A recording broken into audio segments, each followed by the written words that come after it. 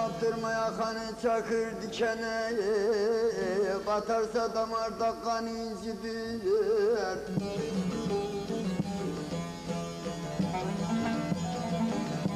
Serin versin verme böyle insana, o kendini bilmezsen incidir.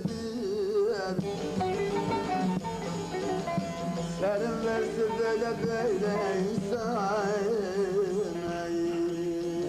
o kendini bilmezsen incidir.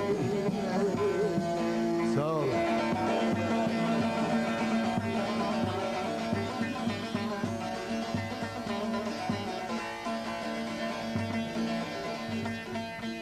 Acı söz olan bellidir belli, önü tahtı gelir sonu incidir.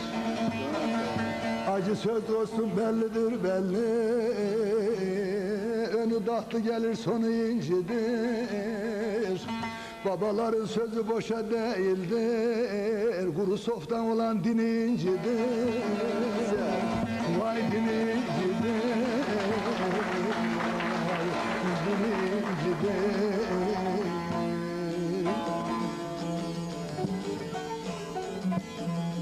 Ah hele vallahi değişmez huysuzun huyu, gidisen yola getir kötüyü.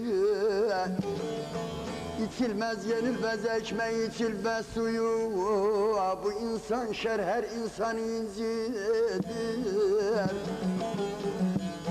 Yenilmez ekmeği, içilmez suyu, bu bir şerdir her insan incidir. Evet, sağ ol.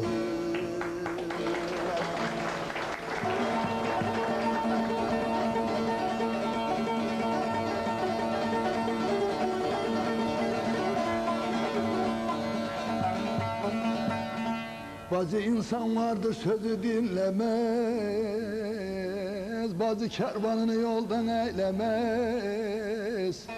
Bazı güzellik beş para eylemez, bazı peri vardır cini incidir. Yela bazı güzellik beş paran eylemez, bazı periler cini incidir. Cini incidir. Ah hele derdi sektörünü duyan daşı, kendini her yere koyan daşı. Birkaç söz belleyip diyen daşı, her meydanda bozan incidir. Birkaç sözü deyip diyen daşı, meydanlarda her ozan incidir.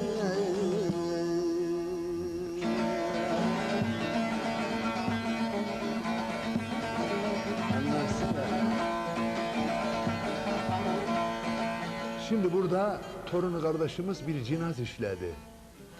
Hep aşık, aşık, aşık geçti. Bunlar çok büyük bir manadır. Yani sonunu cinaza bağladı.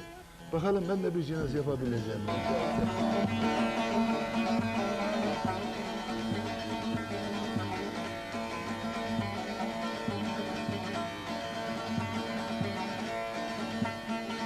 Çobanoğlu dünya aslı değirmen, devreder gösterir sonu değirmen.